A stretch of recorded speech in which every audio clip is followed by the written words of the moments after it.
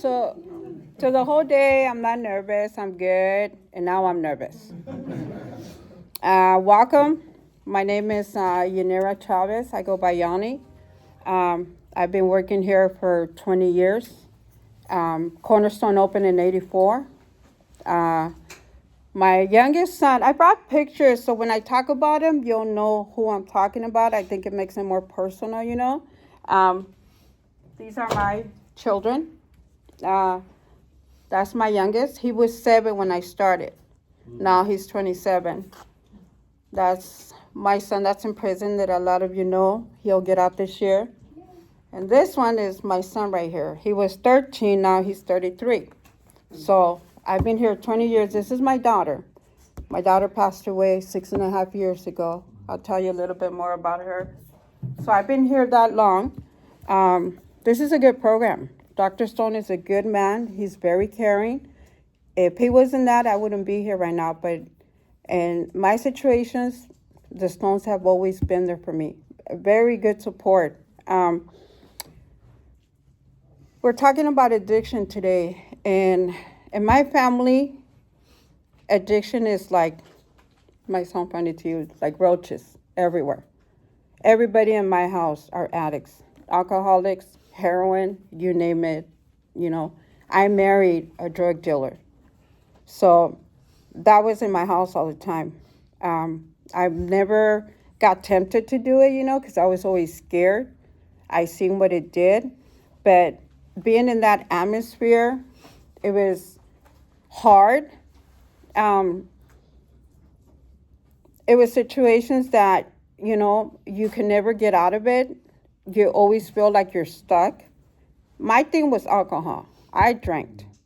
So when I would drink, you know, I would drive. There's times that I don't remember where I would park. And my sons would tell you that in the morning I'd be like, hey, I'll give you $5 if you find my car.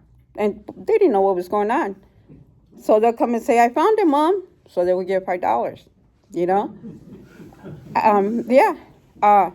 I just sit up there.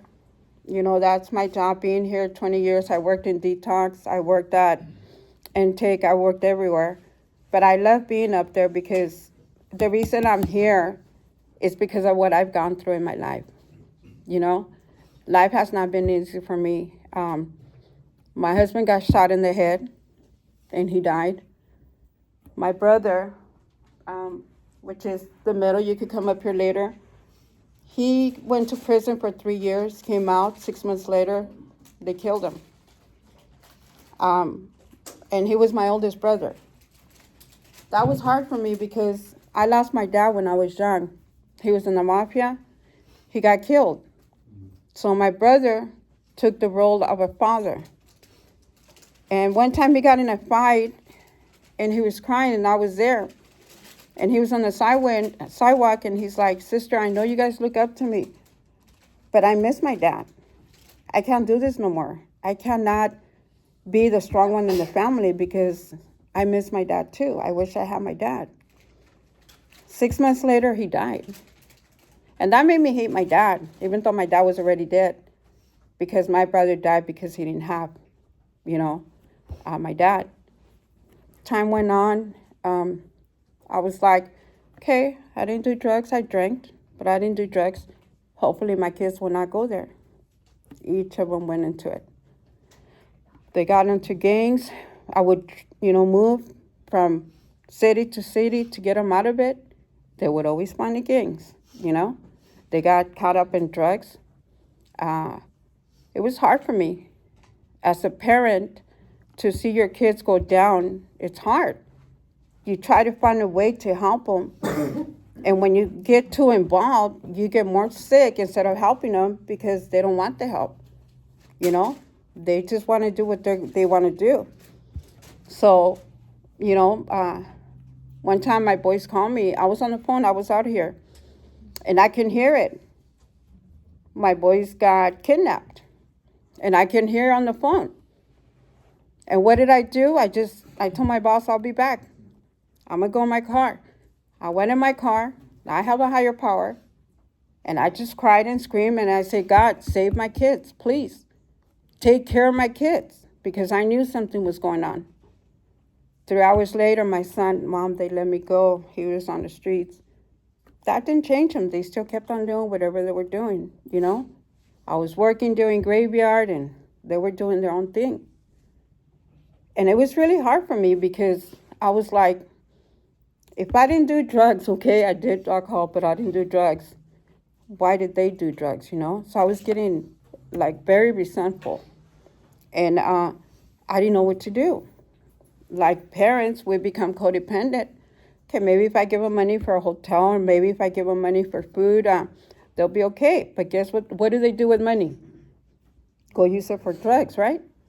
Instead of doing what you're supposed to. So it was hard. It was really hard. My daughter became an alcoholic. One time we were home and I believe that she had mental issues. I really do. Because one time she drank and she wanted to jump off a 2-story building. And I had to hold her. And I didn't sleep all night just watching her, you know. And she was my only girl. I had 3 boys. She was my only girl. 6.5 years ago, I was staying at a motel because my boys were, you know, in jail, on the streets. So I was at a motel. My brother goes to the door, 5 in the morning. And I'm like, what happened to Manuel Santos? That's Manuel. I thought it was Manuel. And he looked at me, he said, it's not Manuel. I go, what's going on? It's Jessica. And what happened to Jessica? She passed away.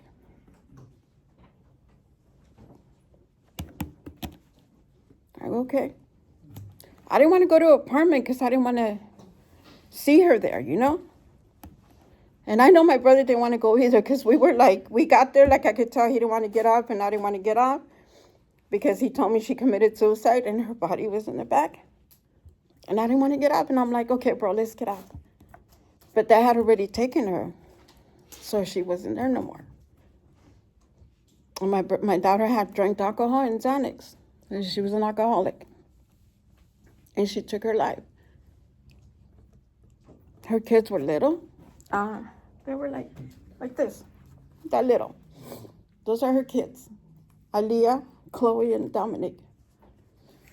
And I didn't know how to tell them, you know, your mom died. I didn't know how to tell them. My boys were locked up. I had to send my granddaughter to go tell Carlos. And my son, somebody already had told him in prison. So it was hard for me, like, you know, here I am with my daughter, and here I don't have my kids. I was alone. I was in a motel with my 6 grandkids. All these. And so when she passed away, I didn't grieve. But I hated drugs. I hated drugs. And I was like, well, maybe now that she passed away, my boys could get it. They can do something about it. They could change. My son kept on, you know, being on the streets.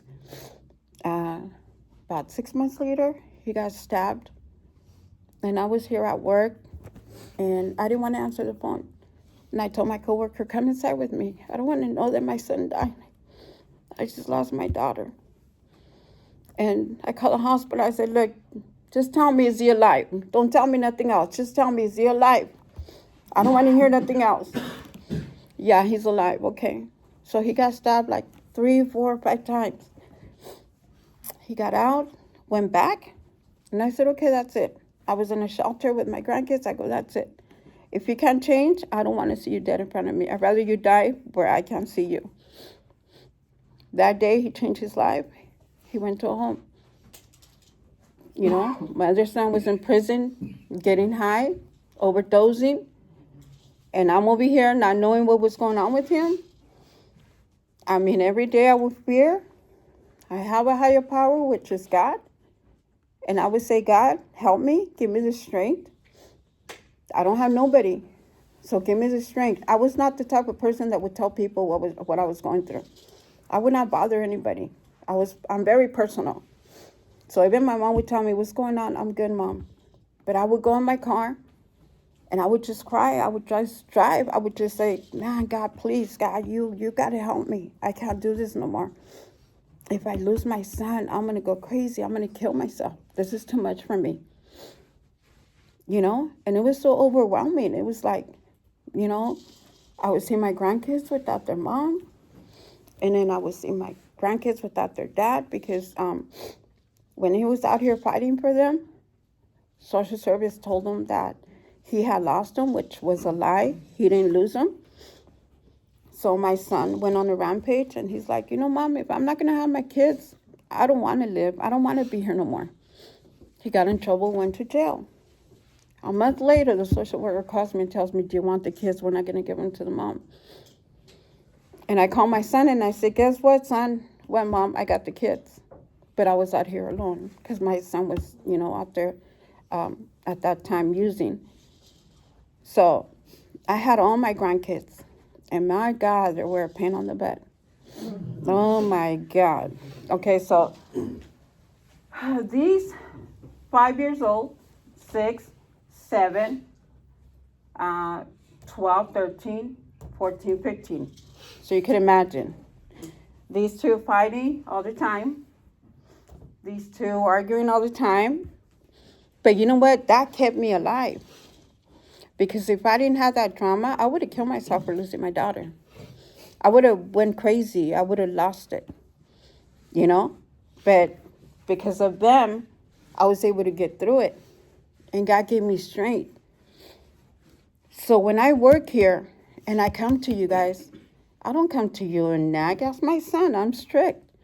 But I come to you because I do care for you. Because I've been there as a mother. Because I know what it is. And when I come at you and say, hey, look, do it this way, do it that way. Because I don't want you dead like my daughter. I don't want you dead like my brother. I don't want you dead like my husband. You know, because drugs are a demon. They are. And a lot of you guys have told me, you know, Yanni, when I'm high, you know, these evil things come to me. I want to do this. I want to do that. That's bad. You know that. When you're sober, do you think about doing that? No. Because you think of good things. But when you're out there, you do evil things. It has to be evil, right? Yes or no? Because that's all we think about. Oh, I'm going to scam. I'm going to take this. I'm going to do that. So, yeah, it is evil out there. But then you come in here and, you know, we want to help you because I've been there. Because we've been there, you know, drinking and not knowing, you know, if I hit anybody, driving to the cemetery when he was a baby and drinking on my way over there and drinking on my way over here when my husband died. I could have killed my son. I could have killed me. But I didn't think about that because I was so depressed. I had black curtains in my room. So I would get home, I would feed him, I would go in my room, and I would cry. And I remember one time I was in the hallway, and here's a baby, and Jessica and Junior, and I'm like, man, God, where are you? Why am I going through this? Why are you putting me through? And then at that moment, my daughter comes to me and she says, Mommy, I love you. And it's like God showing me, you're not alone. See, this little thing right here loves you. You know? So addiction makes you think that nobody cares. Addiction makes you think that nobody loves you. You know? Some of us have a, you know, mental unstable thoughts that cause us to do things that are not good. Or makes us think that nobody cares for us. If I didn't care for you, I wouldn't be here right now. And there's a lot of you right now that I can tell you that I care for you a lot. Because I see the change that you're doing. I see the motivation that you put. I see the struggle that you go through it. But I also know that there is a way. And the only way is to ask for help. My son's been sober. My cousin, this is my cousin Jesse. He also lost his brother from fentanyl. How long ago, cousin? 2 years ago. My aunt found him, his mom. He lost his sister on the streets. You know, we've gone through it.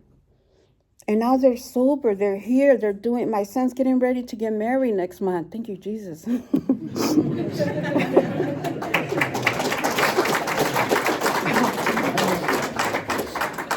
I'm like, yeah, now she could take care of him, not me.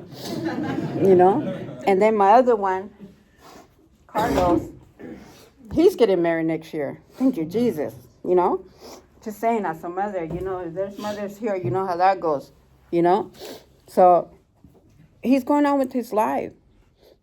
You know, but there's drugs that we continue to go after, these drugs that we think that are going to help us. There's some of you that I talk to that, you know, for a minute, you didn't have your family there. For a minute, you didn't have nobody there. But can you recognize and know why you didn't have them? Because you weren't acting yourself. You weren't acting that person that they knew. I didn't want to be around my kids when they were high. They would scare the heck out of me. They would just, I remember the first time my son cussed me out. I was so hurt. I was devastated. Like, how dare you say that to me? But that's what the drugs and alcohol do to you. That's what your thoughts tell you, you know?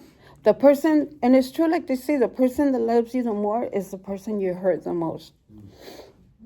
And it is, you know? You're not here wasting your time, you guys. You're not. You're here to get your life back together. You know how I wish that my daughter was here?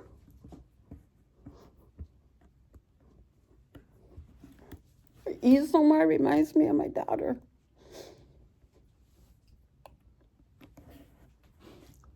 She was 32, and she died a day after my birthday. Ask me if I celebrate my birthday now. And now that my kids are getting older, my grandkids are older now, and I'm home alone now, now I'm grieving. I didn't have time to grieve when they were little because they had me busy. But now I grieve my daughter.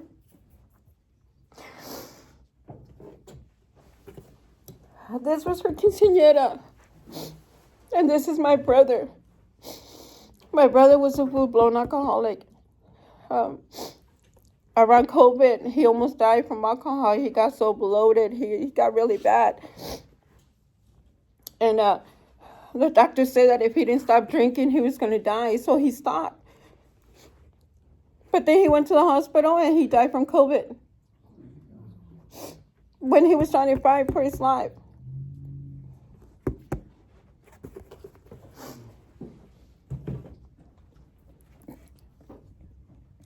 As a mother, and I'm telling you, clients that are here, a mother would give anything. If you go offer a mother, hey, I'll give you $50 million, you know, and let your kid continue. You know what the mother would say? No, I keep my son. I keep my daughter. Because that is worth more. Money is not important to us mothers. Money is nothing for us. Now that my son is sober, you know how that means a lot to me. That's worth more than you can imagine.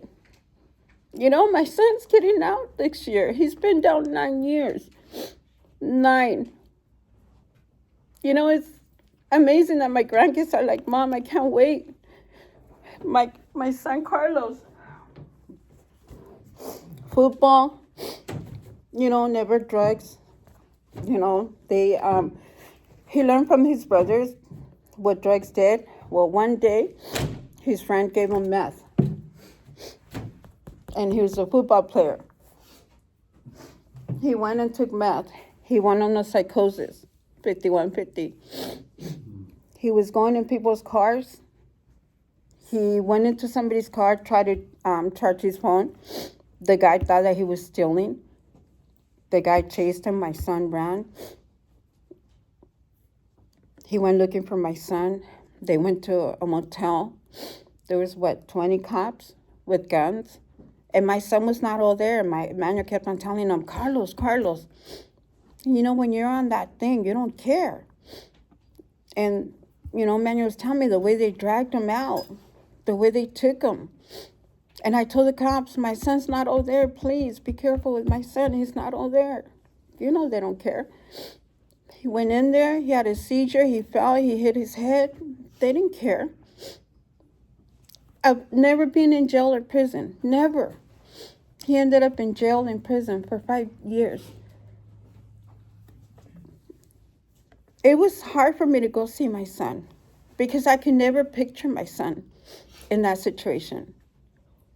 For us mothers, it's hard to see you in situations like that. We have to get courage. We have to get guts to do things that we never thought we would. Why put us in that situation?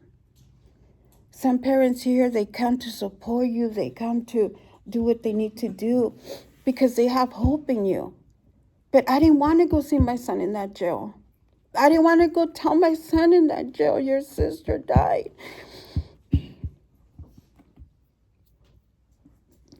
And I didn't go tell him. I sent my granddaughter. And my son was mad. It's like, Mom, why didn't you come and tell me? And it's like, either we try to do something or, it's always right or wrong.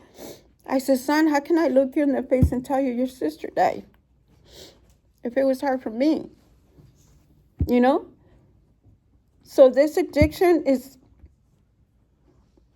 the worst thing, but I can tell you that you could overcome it. And the reason you overcome it is, 1, put the will in it. 2, as a teacher here, get your higher power. 3rd, ask for help. 4th, talk to the people that they tell you to talk to. I talk to my brother. My brother's a pastor.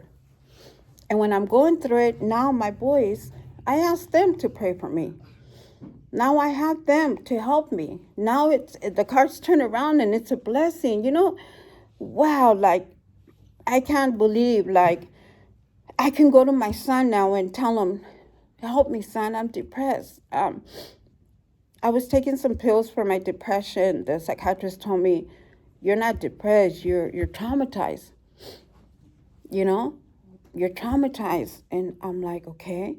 So she was giving me medication, and I'm like, it doesn't work. It's not doing any. I was taking 20 Benadryls, you guys.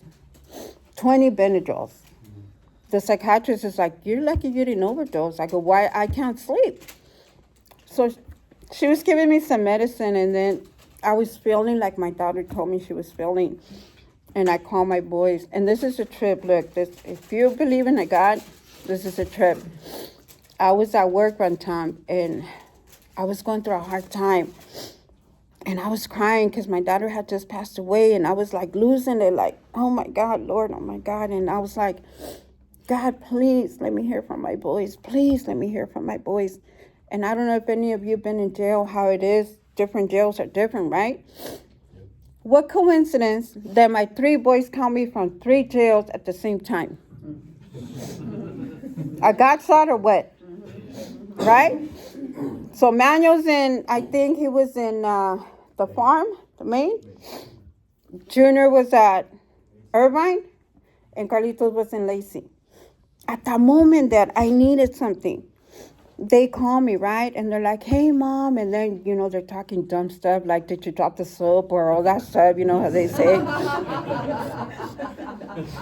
And I'm like, and, they're like that. And then I'm like, okay.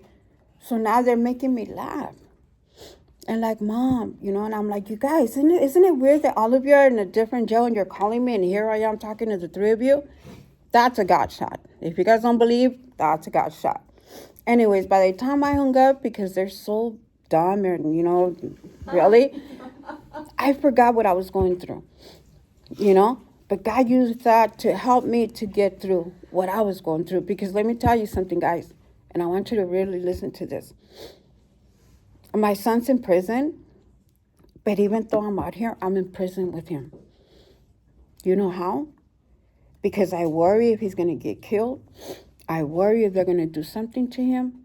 I worry if I'm going to get that call. And I'm in prison with him. When he calls me and tells me things are happening, I don't sleep. No, my mind takes me, oh my God, what? So when you're on the streets, when you're in jail, when you're out there, your mom, your dad, they're in prison with you. They're in prison with you. Get that, you guys. Oh, I'm doing my thing. I'm not hurting them. No, you are. How can you not tell me? I had my son. He was in my womb. That was my baby. He's on the streets. He's on drugs. How am I not going to care for him? How am I going to go to bed to sleep if I know he's out there? Your parents are the same. That's what they're feeling. No matter how old you are. No matter what you've done, your parents are suffering with you. You're not the only one. You're doing the drugs, you're putting the things in your body, but we're hurting because we're home not knowing if they're going to call us that you're dead or that you lost it, that you're not 5150 like my son. You have to understand that this addiction is serious. It's really serious. And when we come, and I tell you, Cedric, he's one of my guys, he's doing good, Vince Manuel, Rams over there, forgive him for that, Spencer, David, a lot of, Jackson, all you guys, yes, and you too, Junior, I was telling Jason yesterday, I was really going through it, like, I didn't know if it was because I was going to go through this, and he comes, and he's like, hey, Yanni, people called me and told me that they're praying for me, but I told them not to pray for me because, other people need prayer. I go, oh, well, God sent you because now you're praying for me, because I was going through it. You guys are amazing. I can say a lot of good things about all of you. My Shaggy over there, all of you guys. I really, when I tell you I care for you, I do. Why? Because I have boys like you. But I also have family that was in the same place we're at, and now they're sober 1 year, 2 years, 3 years. But they have a higher power. They have someone that they go to. You're not alone. I would have killed myself. If I didn't have my grandkids, I would have committed suicide. That was my only girl, you guys. That was my oldest. I would have killed myself. I wouldn't be here talking to you right now. If it wasn't for my grandkids, yeah, it was hard. 6 of them, yes. And I won't tell, yes. Then I went to a shelter. My brother opened a shelter. We went there. If it wasn't for them, I wouldn't be here talking to you. And one day I remember all my kids, they were using. My daughter was drinking. And look at how a parent, the way the parents think, because I know some of us parents think like that because I know I did. I'm going to go do the drugs they do. I'm going to see what it is that they like. I'm going to go use that meth. I'm going to go use that cocaine. I'm going to go use that heroin. I want to see if it's really that good. I was going to do that, you guys, just to see what it is that they went after. Thank God I didn't. But that's how we are, because we want to understand what it is that you don't get from the love that we're trying to give you, or the support that we're trying to give you. What is it that you don't get? You know what it is? Pride. Right? Don't tell me what to do. Screw you, I don't live with you. You know what? You never cared for me. Right? All these, I didn't have a dad. My son didn't have a dad. I didn't have a dad. Well, I didn't have a dad. I didn't have a dad. Yeah, but you have a mom. Yeah, but you have friends that care for you. Reach out to those people because they do care. They do want to help you. And I'm here. I brought you these pictures, and I want you to look at them, because when you look at a picture that somebody's talking to you about, then you get a little vision, right, of what I'm saying, right? That's my baby girl. And she would always tell her kids that, I love you to the moon and back, And she loved her kids. She really did. She was a good mother. She would never spank them. I spanked my grandson one time, And he cried to his mom, my grandma spanked me. I go, yeah, I'm going to spank you again. She's like, Mom. She's like, Mom, I've never spanked Dominic. I go, well, I'm going to spank him if he doesn't knock it off. You know?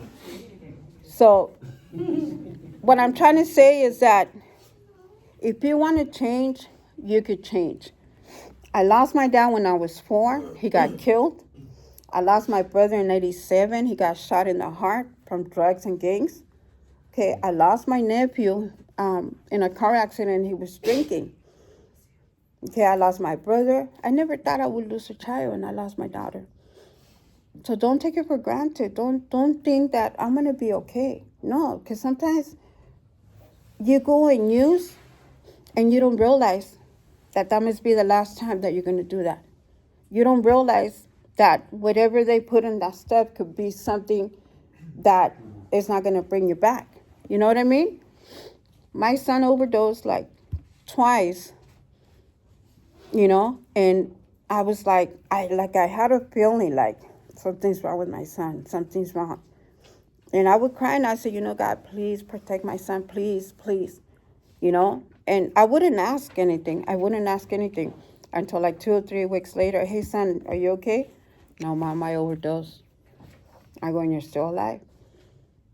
So God has you here for a reason and a purpose, right? So do you guys believe that you have a purpose in life? Yeah? And your purpose in life is to be here, to be sober, to be here, to be a better son, a better daughter, a better mother, right? A better sister, a better friend. Then grasp it, you guys. Grasp it. I'm hurting. I'm hurting for my daughter. I'm hurting that I didn't have a dad. I'm hurting that my older brother died. I'm hurting. But you know how I turn my hurt? To you guys.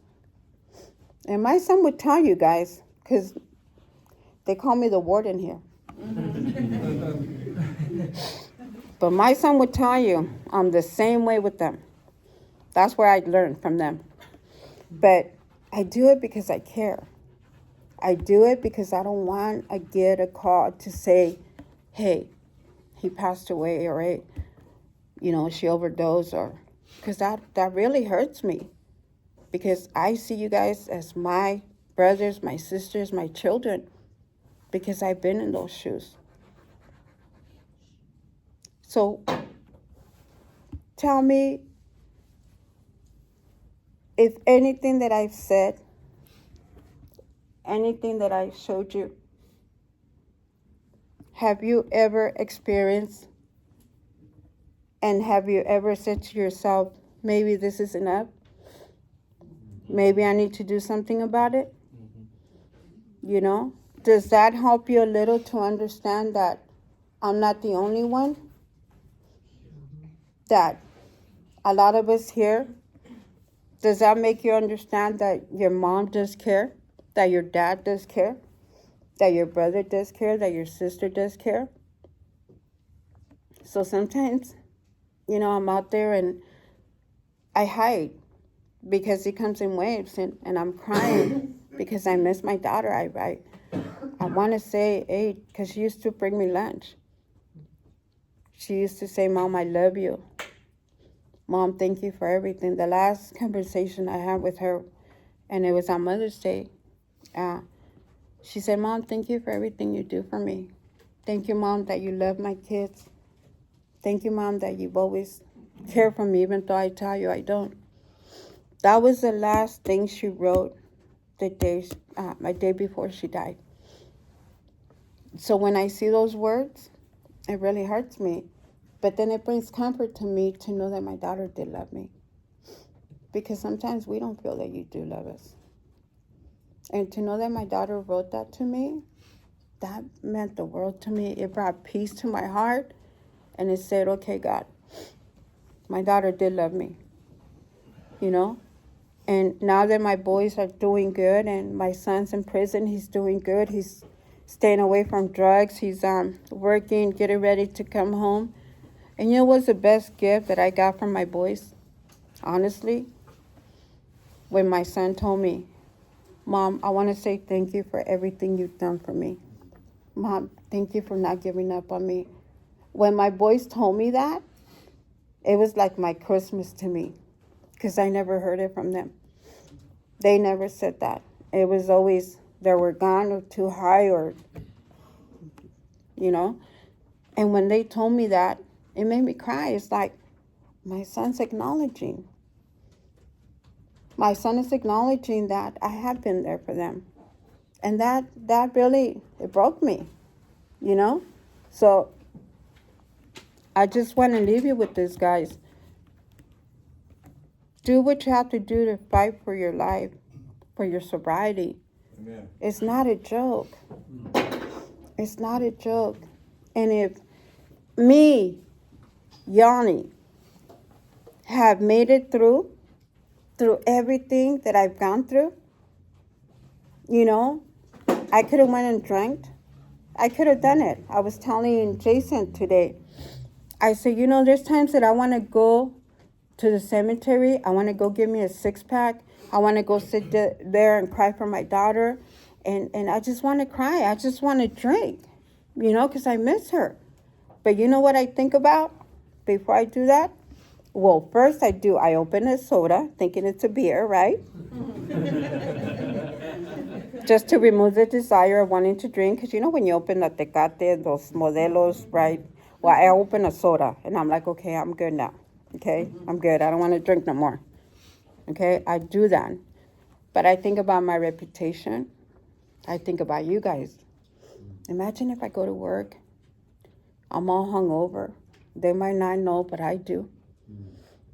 I think about my kids and my grandkids. Because my brother, he meant the world to me. And one thing my brother taught me, respect. That's what my brother taught me. He goes, sis, if you ever want to learn anything, it's respect. Respect others so people can respect you. So to me, respect means a lot to me. And I know I've shared that with some of you guys. To me, the word respect is everything. I respect you, so respect me. And so how am I going to go drink and then come to work knowing that I did it? I can't do that. I can't. Not only that, you know, I'm a woman of God. So I'm a woman of God, I'm a mother, I'm a grandmother, and I work here. I can't do that. So I think about my reputation.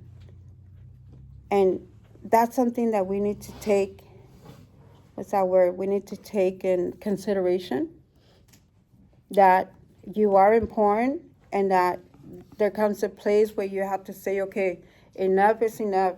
I can't do this no more. Enough is enough. I put my parents through a lot already. Enough is enough. I put myself through a lot. So I just want to encourage you guys. I do care. And I wanted my son to come because I just want to tell my son that I'm proud of you, son.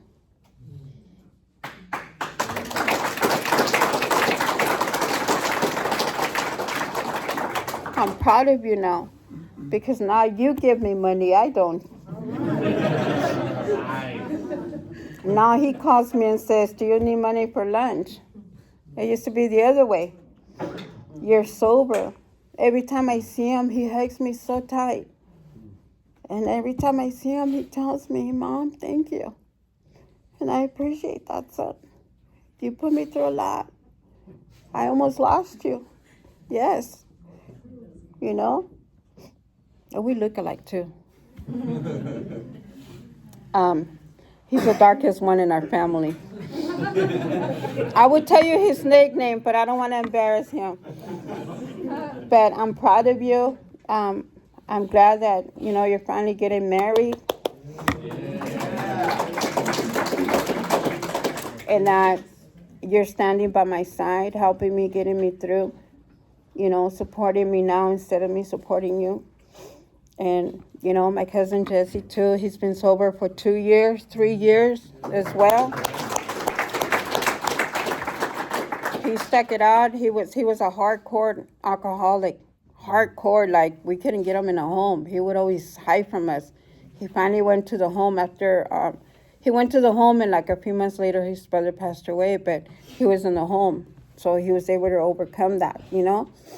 So if you think that I'm here, I'm not going to get anywhere, I'm just killing time. Don't think that. Use your tools. You know, do what you have to do. Arturo, it's good to see you, mijo. Do what you have to do. Fight for yourself. You know, Angel's here. A lot of people are here, you know. I'm so proud of you guys.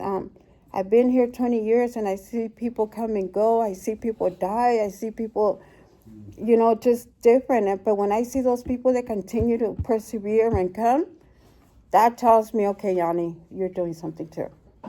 I just don't sit there, you know what I mean? Like, I'm doing something too. But I just want to encourage you. Do what you need to do. Motivate yourself. Don't ever think that nobody cares for you. And I think the last thing that I want to leave to you kids, as a mother, from the outside looking in, right? That is a song, you know that, right? Don't ever, ever, ever take your mom for granted. Don't ever, ever take your dad for granted. Because you can be here and they can be home crying for you. And you don't see them because they don't want you to see them. But they're home begging. And I was talking to this lady, and she's like, you know, I want to bring my son in. I don't know if I should. I said, bring him in because you'll get a break. He'll come here. We'll watch him. We'll take care of him. You need a break. Go. And that's what we're here for, to help you. So when I come at you, I'm not coming at you sideways. I'm coming at you like I would with my son. Hey, knock it out. Hey, don't be on the phone. Hey, don't be vaping. That's what they know me for, son, just in case you didn't know. But do what you're supposed to do. I love you guys, and I'm glad I'm here, and I'm glad. Thank you guys for those that came to hear me. Spencer, I'm really proud of you, mijo. I'm really. Franco's a new person, and you know, I'm glad you're here. I mean, like all you guys, I can name all of you, and I'm just glad. Nick, he's, you know, I see Nick, and like I'm so impressed of Nick, of where you at, and you know, I'm so proud of you that you're still here, Nick, and I want the best for all of you, you know. So thank you for hearing me. Thank you for being here. And I appreciate you. And just keep on going forward. And make sure you do have a higher power. Because if you heard my whole story and you heard everything I went through, it was through God. God got me through this. And if it wasn't for my higher power, I'm telling you, He will not be here and I won't be here. So one thing we do teach you here, to have a higher power, have it. Because that's the one that has got me through everything that I've gone through. God bless you guys.